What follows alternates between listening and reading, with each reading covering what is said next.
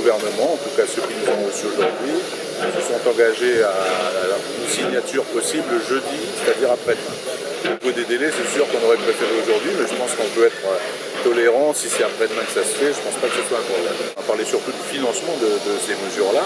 Au niveau du financement, c'est vrai que ça pose un problème puisque les mesures de financement ne sont pas été votées. On nous a parlé d'une nouvelle taxe, mais on n'en sait pas plus aujourd'hui sur la teneur de cette taxe. Maintenant, c'est d'abord la signature des accords économiques.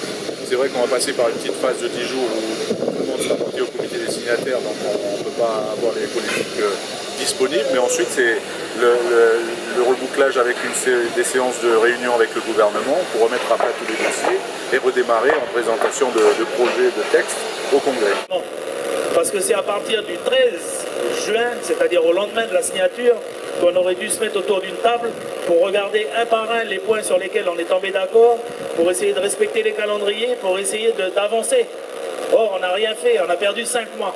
Heureusement, en temps en fin d'année, il va y avoir le budget. La semaine prochaine, il y a le comité des signataires. Donc, on ne se fait pas beaucoup d'illusions sur la productivité au niveau du travail de nos élus d'ici la fin de l'année.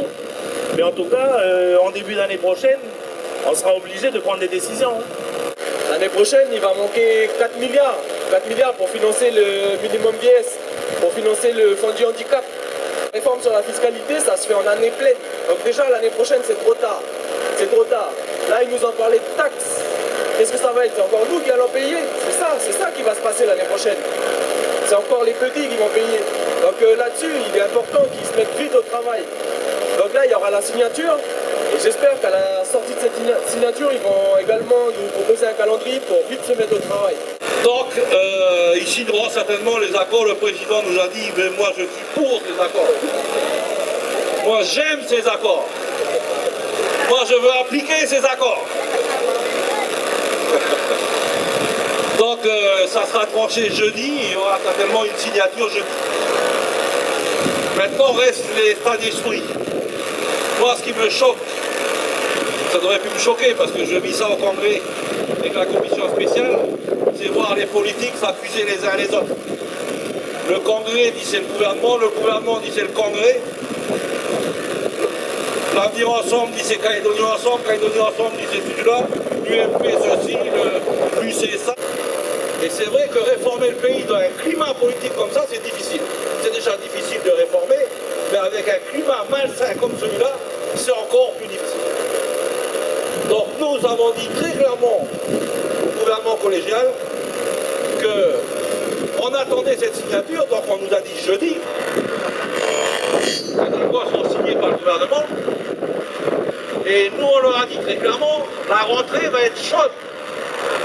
Si on n'a pas réellement mis en pratique les accords économiques, si on ne touche pas à la fiscalité, eh bien, nous, on sera amenés à faire d'autres choses.